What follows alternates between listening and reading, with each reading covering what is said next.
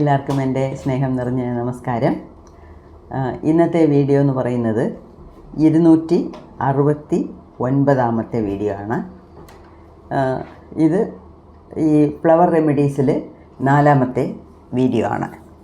അപ്പോൾ ഈ flower remedies എന്ന് പറഞ്ഞ് നമ്മൾ ഡോക്ടർ എഡ്വേർഡ് ബാക്ക് അല്ലെങ്കിൽ എഡ്വേർഡ് ബാച്ച് അദ്ദേഹത്തിൻ്റെ 36 റെമഡീസ്, അതായത് ഫ്ലവർ റെമഡീസ് എങ്ങനെ കണ്ടുപിടിച്ചു, അങ്ങേര് പഠിച്ചത്, അങ്ങേരുടെ ബയോഗ്രാഫിയൊക്കെ കണ്ടു, എത്ര മെഡിസിൻസ് കണ്ടുപിടിച്ചു എന്നൊക്കെ ഞാൻ 1-2 വീഡിയോകളിൽ ക്ലിയറായിട്ട് പറയാൻ ശ്രമിച്ചിട്ടുണ്ട്.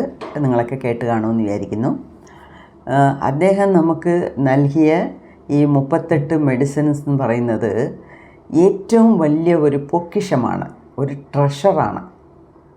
അതും അദ്ദേഹത്തിൻ്റെ എഡ്വേർഡ് ബാക്ക് എന്ന് പറയുന്ന ഡോക്ടറുടെ ഈ ഗിഫ്റ്റ് നമുക്ക് ദേഹത്തിനെ മാത്രം ഹീൽ ചെയ്യാനല്ല, ബോഡിക്ക് മാത്രമല്ല, ബോഡിക്ക്, മനസ്സിന്, സോളിന്, നമ്മുടെ ആത്മായ്ക്ക് വരെ അത് ഹീൽ ചെയ്യും. ശരിക്കും പറഞ്ഞാൽ ഡോക്ടർ എഡ്വേർഡ് ബാക്ക് ഫിസിക്കൽ എയിൽമെൻറ്റ്സിനെ കുറിച്ച്, അതായത് ദേഹത്തിലുള്ള പ്രയാസങ്ങളെക്കുറിച്ച് കണക്കിലേ എടുത്തിട്ടില്ല.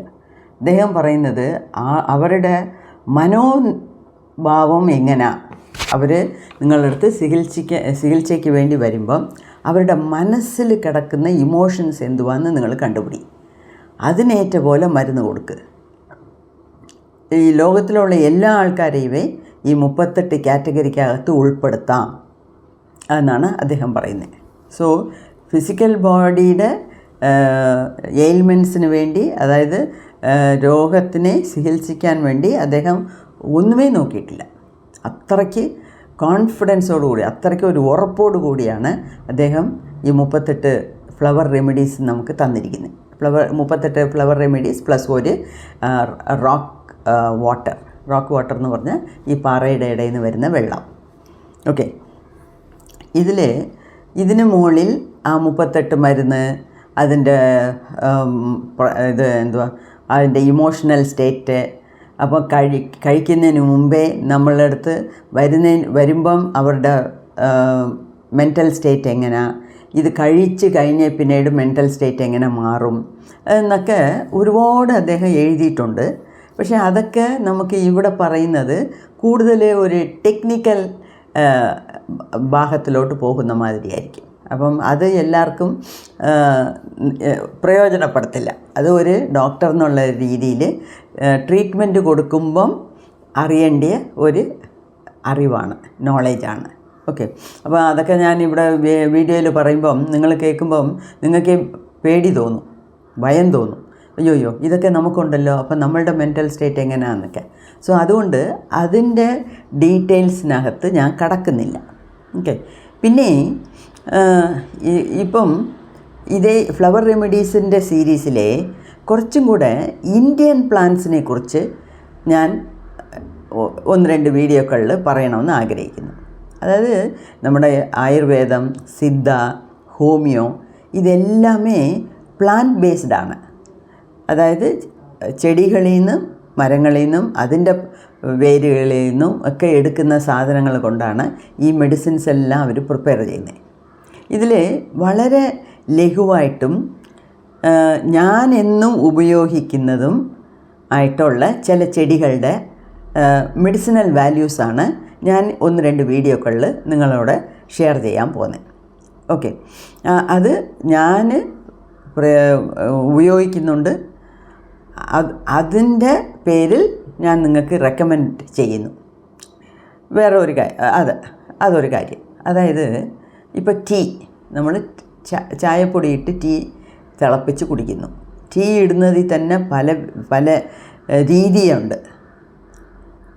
ചിലർ ടീ തിളപ്പിച്ച വെള്ളത്തിലൊഴിച്ച് ഡിക്കോക്ഷൻ എടുത്ത് കാച്ചിയ പാലൊഴിച്ച് പഞ്ചസാര ഇട്ട് കുടിക്കുന്നു. അത് ഒരു രീതി. ഇപ്പോൾ ചിലർ പാലിൽ ആവശ്യമുള്ള വെള്ളം ഒഴിച്ച് തിളപ്പിച്ച് അതിൽ തന്നെ ഡയറക്റ്റായിട്ട് ചായപ്പൊടി ഇട്ട് അതിനെ കുറച്ച് നേരം വെച്ചിരുന്നിട്ട് അതിനെ ഫിൽട്ടർ ചെയ്ത് പഞ്ചസാര ഇട്ട് കുടിക്കുന്നുണ്ട്. അങ്ങനെ ടീ പ്രിപ്പയർ ചെയ്യുന്നതിൽ തന്നെ നമുക്ക് പല വ്യത്യസ്തമായ മെത്തേഡുകൾ നമ്മൾ ഉപയോഗിക്കുന്നുണ്ട്. ഇതിൽ ഈ ടീ പൊടി എന്ന് പറയുമ്പോഴേ തന്നെ ടീയിൽ ഈ ഇലയാണല്ലോ പൊടിച്ച് വരുന്നത്. ടീ ലീവ്സ് ഉണ്ട്, ടീ ഡസ്റ്റ് ഉണ്ട്. അതിലൊക്കെ ഒരുപാട് മരുന്ന് അടിച്ച് വരുന്നുണ്ട്. മരുന്നടിച്ച് വരുന്നതെന്ന് വെച്ചാൽ ഇപ്പം മൂന്നാർ ടീ എസ്റ്റേറ്റിലൊക്കെ പോയി നോക്കിയാൽ 100 വർഷത്തേക്ക് ഒരു ചെടി അതിനെ വെട്ടി അതിൻ്റെ ഇലയൊക്കെ എടുത്ത് നമുക്ക് തരുന്നു. ടീ തൂളാക്കി തരുന്നു, ടീ പൊടിയാക്കി തരുന്നു. അതൊക്കെ ആ ചെടിയൊക്കെ അത്രയും വർഷം ഒരു എസ്റ്റേറ്റിൽ നിലനിർത്തണമെന്നുണ്ടെങ്കിൽ അതിന് ഈ പലവിധമായ പൂച്ചികൾ അതിൽ വരുന്നുണ്ട്.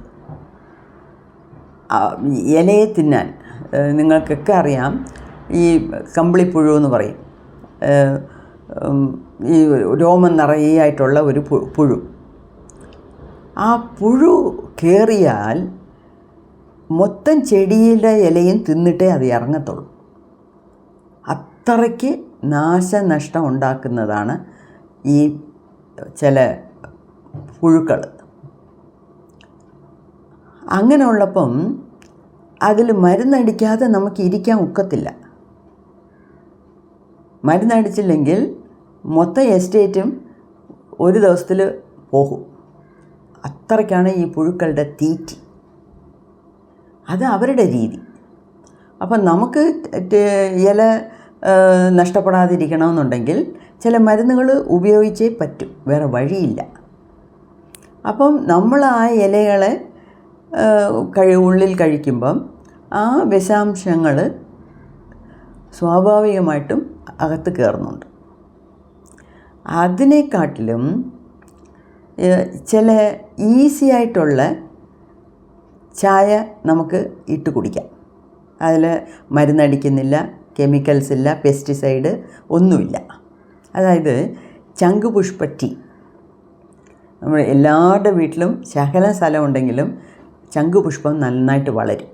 അപ്പം ചങ്കുപുഷ്പത്തിൻ്റെ ഇതഴുകളെടുത്ത് ആ പെറ്റൽസ് മാത്രം എടുത്ത് നല്ല വെള്ളത്തിൽ ഇട്ട് തിളപ്പിക്കുമ്പം നല്ല ബ്ലൂ കളറിൽ അതിൻ്റെ എക്സ്ട്രാക്റ്റ് ഇറങ്ങി വരും, അതിൻ്റെ സത്ത്. അതിൽ കുറച്ച് പഞ്ചസാര ഇടാം. പഞ്ചസാരയെക്കാട്ടിലും നല്ലതാണ് ശർക്കര. അപ്പോൾ ശർക്കര ഇട്ട് കുടിച്ചാൽ അത് നല്ല ഹെൽത്ത് ഡ്രിങ്കാണ്. ചായ കുടിച്ചതിനെ പോലെ ഇഫക്റ്റ് കിട്ടും, ഹെൽത്ത് ഡ്രിങ്കാണ്. അപ്പോൾ ഒരു ദിവസം ചങ്കുപുഷ്പ ടീ കുടിക്കാം, ഒരു ദിവസം ചെമ്പരത്തിപ്പൂവിൻ്റെ ടീ കുടിക്കാം. ചെമ്പരത്തി എന്ന് പറയുന്നത് എല്ലാ സ്ഥലത്തും വളരുന്നതാണ്.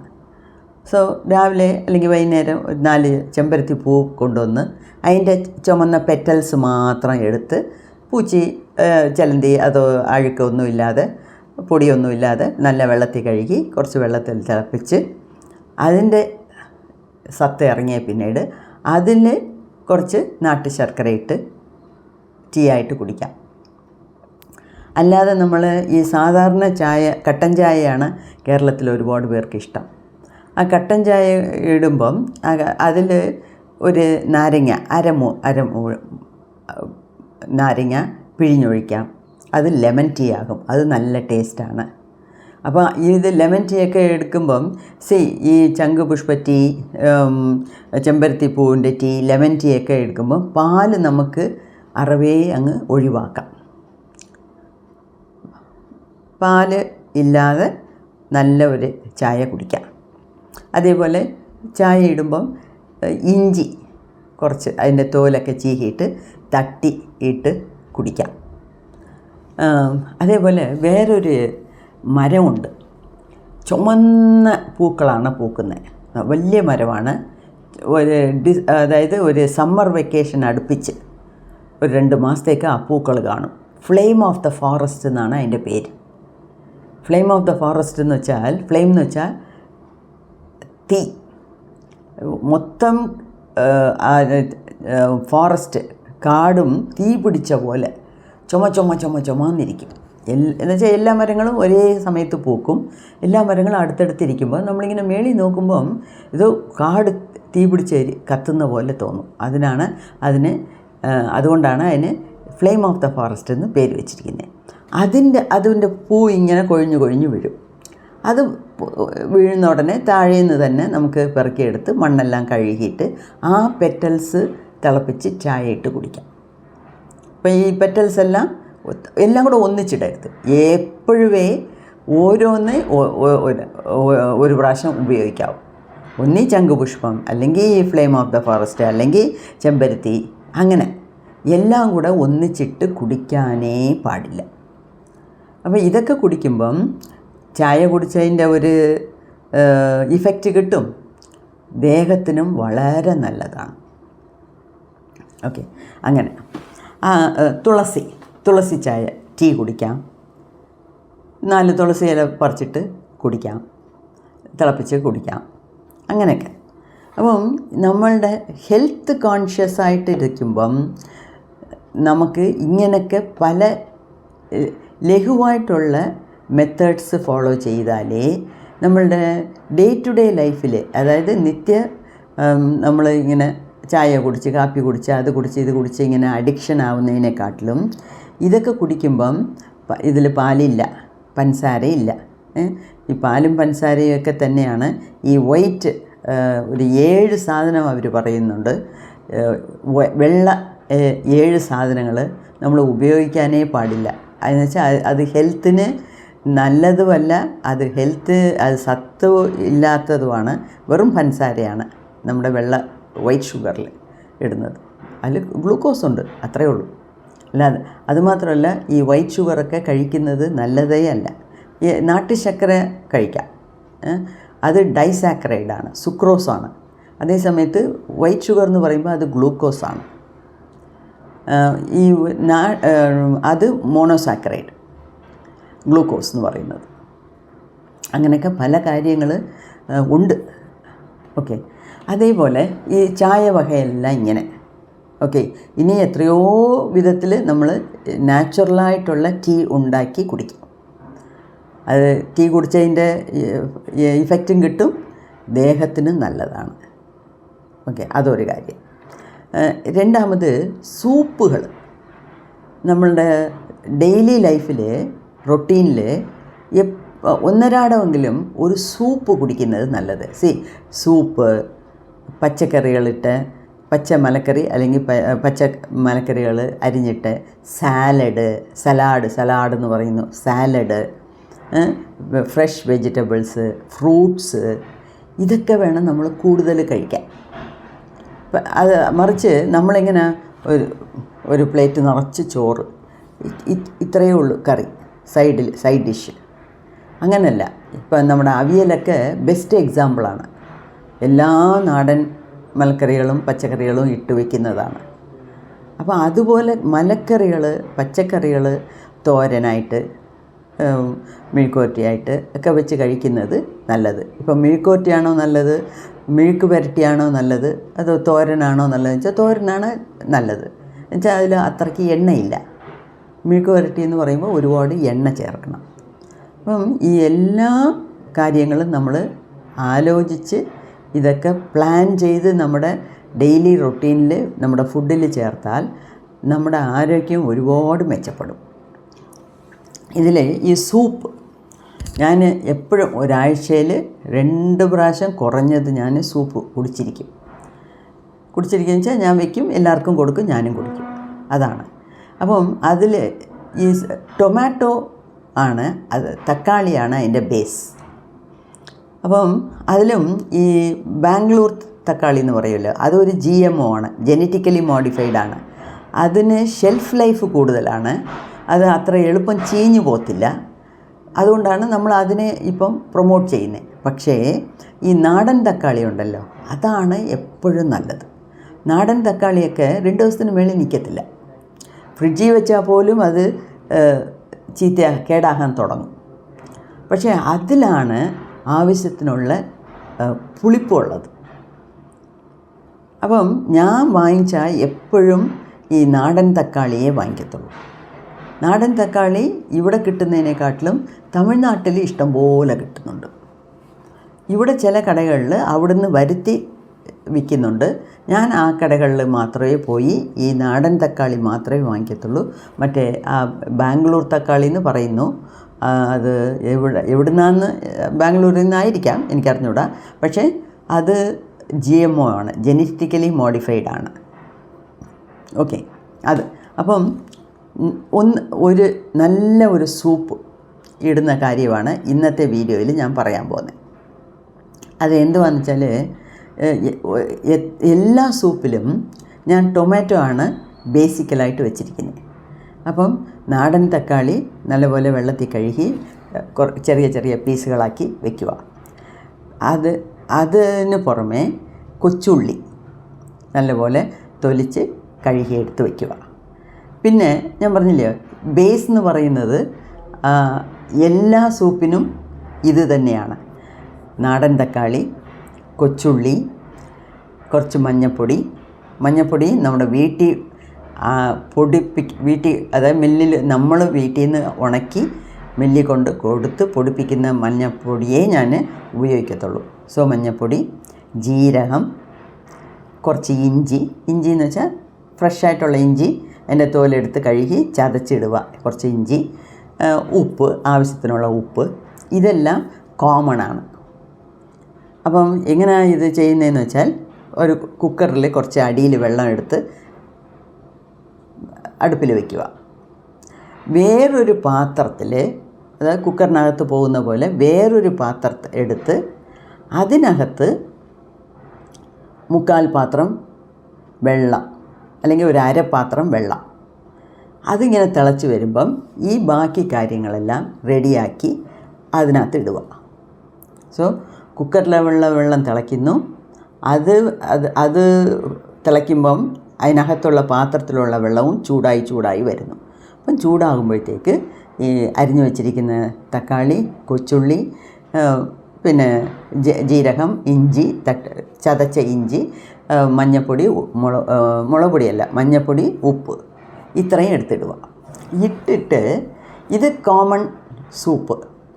ഇതിന് പുറമേ ഏതെങ്കിലും ഒരു സാധനം സ്പെഷ്യലായിട്ട് ഇടുക. അപ്പോൾ ആ സൂപ്പിൻ്റെ പേര് ആ സ്പെഷ്യൽ സാധനത്തിനെ വെച്ചാണ് പറയുന്നത്. ഇതിൽ എനിക്ക് ഏറ്റവും ഇഷ്ടപ്പെട്ട ഒരു സംഗതിയാണ് ഇത്.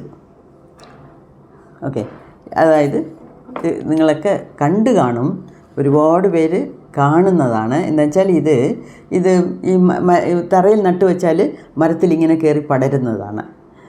അതിനകത്ത് ചെറിയ ചെറിയ ഇലകൾ കാണും. ഇത് എന്ത് ചെയ്യണമെന്ന് വെച്ചാൽ, ഇതിനെ ഈ ചെറിയ ഓരോ നോഡിലും ചെറുതായിട്ട് പൊട്ടിച്ച് ഇതിൽ 4 ഭാഗത്തും ഇത് റിഡ്ജ് പോലെ ഉണ്ട്. അതിന് തന്നെയാണ് ഇതിൻ്റെ ബൊട്ടാനിക്കൽ പേര്, അതിൻ്റെ സയൻറ്റിഫിക് നെയിം എന്ന് വെച്ചാൽ സിസസ്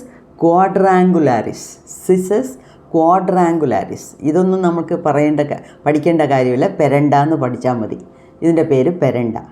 ക്വാഡ്രാങ്കുലാരിസ് എന്ന് വെച്ചാൽ ഇത് ദാണ്ട ഈ 4 സ്ഥലത്തും ഇതുപോലെ ഇങ്ങനെ തെളുത്തിരിക്കും, റിഡ്ജ് എന്ന് പറയും. അപ്പം നമ്മളെന്ത് ചെയ്യണം, ഇതങ്ങനെയാണ് ഇല വരുന്നത്. ഒരു സൈഡ് ഇല വരും, ഇനിയൊരു സൈഡ് അതിനെ പിടിച്ച് കയറാനുള്ളത്. ഇതൊക്കെ മരത്തിലൊക്കെ കയറിയാൽ അങ്ങ് തൂങ്ങിക്കിടക്കും, അത്രയ്ക്ക് പിടിച്ച് വരുന്നതാണ്. ഇത് ഒരു സൈഡ് ഇല, ഒരു സൈഡ് ഇതിൻ്റെ പിടിച്ചു പറ്റാനുള്ള കാര്യം. ഇതിങ്ങനെ വളരുവാണെന്നുണ്ടെങ്കിൽ ഇവിടുന്ന് റൂട്ട്, ഇതാണ് വേര്. ഓക്കെ, ഇങ്ങനെ വരും. അപ്പം നമ്മളെന്ത് ചെയ്യണം, ഇതിനെ ഓരോന്നായിട്ട് ഇങ്ങനെ പൊട്ടിച്ച്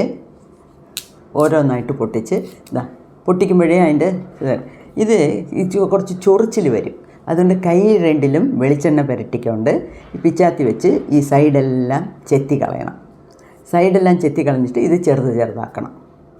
ചെറുതാക്കി നല്ല ഇത് ഫസ്റ്റ് എടുത്ത ഉടനെ ഇങ്ങനെ പൊട്ടിച്ച് വെള്ളത്തിൽ കഴുകി, പിന്നെ വേണം ഈ റിഡ്ജെല്ലാം എടുക്കാൻ.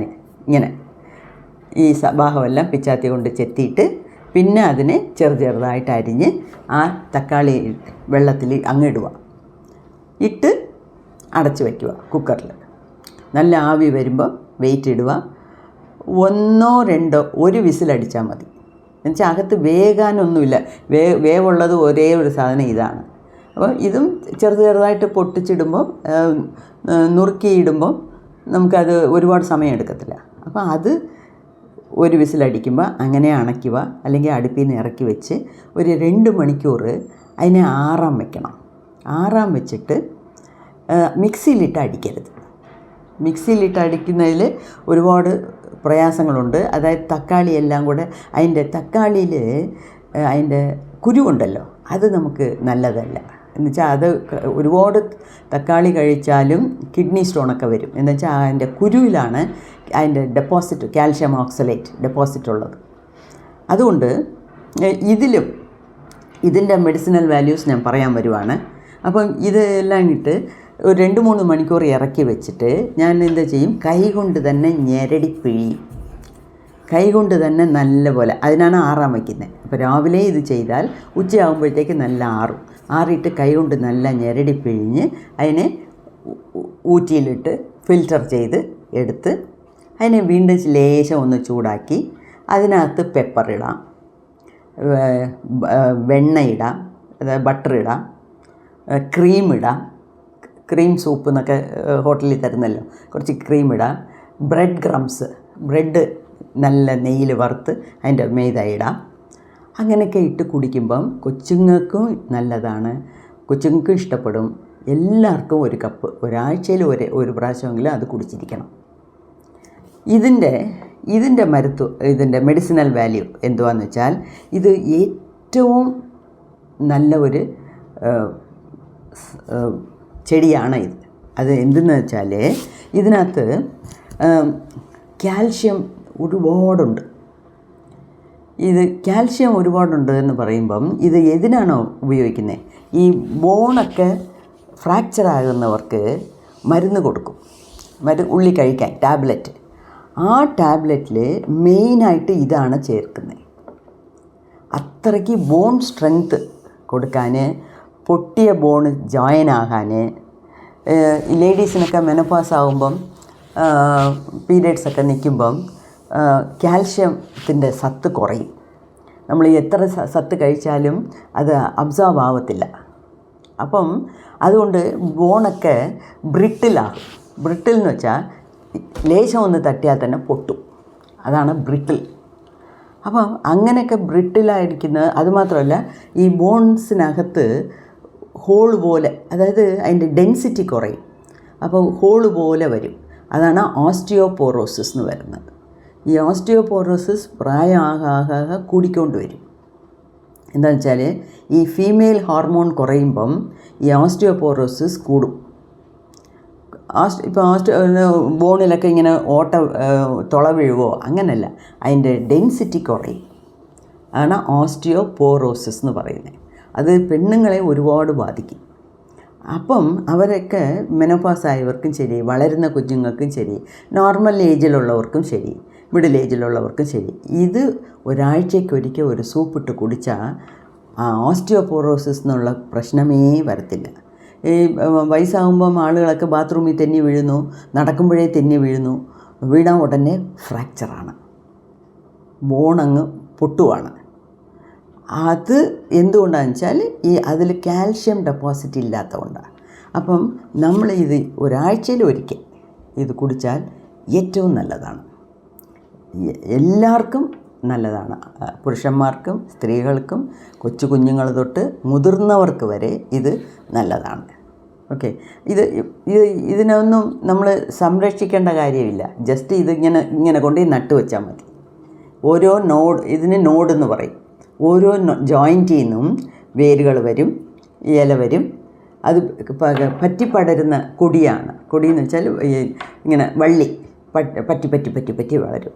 മരത്തിലൊക്കെ കയറി കഴിഞ്ഞാൽ പിന്നെ ഇങ്ങനെ തൂങ്ങിക്കിടക്കും. അപ്പം ഇത് എല്ലാവരും വീട്ടിൽ വളർത്തണം. ഇടയ്ക്കിടയ്ക്ക് ഇതിൻ്റെ സൂപ്പ് വെച്ച് കുടിക്കണം. ഇതിൽ ആൻറ്റി ഓക്സിഡൻസ് ഉണ്ട്. ബോൺ ഹെൽത്ത് എന്നാണ് പറയുന്നത്.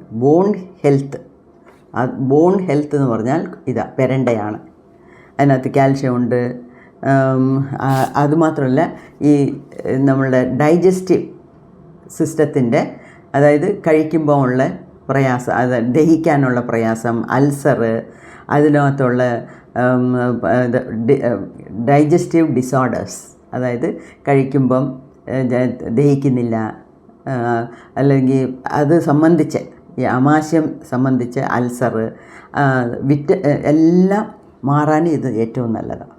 അതുമാത്രമല്ല ഇതിനകത്ത് വിറ്റമിൻ സി ഉണ്ട്. വിറ്റമിൻ സി എന്ന് വെച്ചാൽ പ്രതിരോധ ശക്തി കൂട്ടുന്നതാണ്. അപ്പോൾ immune system, anti inflammatory, inflammation എന്ന് വെച്ചാൽ വീക്കം, ചുമന്നിരിക്കും, തടിച്ചിരിക്കും, അതാണ് ഇൻഫ്ലമേഷൻ.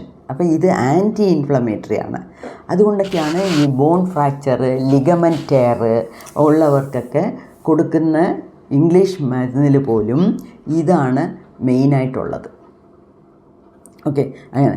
പിന്നെ ആർത്രൈറ്റിസ്, ഈ മുട്ടുവേദന ഉള്ളവർക്കൊക്കെ ഇത് കുടിച്ചാൽ മതി. ഓക്കെ, അങ്ങനെ ഇത് ഞാൻ ഒരുപാട് നാളായിട്ട് കഴിച്ചുകൊണ്ടിരിക്കുന്നു. അതിലെനിക്ക് നല്ല വ്യത്യാസം അറിയുന്നുണ്ട്. അതുകൊണ്ടാണ് ഞാൻ വിചാരിച്ചത് ഇങ്ങനെ നമ്മുടെ വീട്ടിൽ ലഘുവായിട്ട് ചെയ്യുന്ന ഏറ്റവും നല്ല 1-2, അതായത് എൻ്റെ വീട്ടിലുള്ളത് ഞാൻ എപ്പോഴും ഉപയോഗിക്കുന്ന ചില മരുന്നുകൾ, സൂപ്പുകൾ, അതൊക്കെയെക്കുറിച്ച് കുറച്ച് ഒരു അവയർനെസ് തരാമെന്ന് പറഞ്ഞാണ് ഇങ്ങനെ കുറച്ച് കാര്യങ്ങൾ ഈ ഫ്ലവർ മെഡിസിൻ്റെ കൂടെ തന്നെ സംസാരിക്കാമെന്ന് വിചാരിച്ച് കുറച്ച് വീഡിയോകൾ ഇട്ടാം. അപ്പം ഇത് ഇനി എവിടെ കണ്ടാലും റോഡ് സൈഡും ഇങ്ങനെ ബുഷസും ആയിട്ട് കണ്ടമാനം വളർന്ന് കിടക്കും. അതിൽ 2 പറിച്ചുകൊണ്ടൊന്ന് ചെടിച്ചട്ടിയിൽ വെച്ചാലും മതി, അതങ്ങ് പിടിച്ചങ്ങ് കയറും. ഇതിന് വേറെ ഒന്നും ഇതിന് കൊടുക്കേണ്ട കാര്യമില്ല. അതിന് കുറച്ച് വെള്ളവും വെയിലും കിട്ടിയാൽ അത് തന്നെത്താനെ അങ്ങ് വളർന്നോളും. ഓക്കെ, സോ ഇത് എല്ലാവരും ഇനി ഇതൊന്ന് ട്രൈ ചെയ്ത് നോക്കണം. നിങ്ങൾക്ക് ഇഷ്ടപ്പെടുവാണെങ്കിൽ കമൻസിൽ പറയുക. ഓക്കെ, നന്ദി.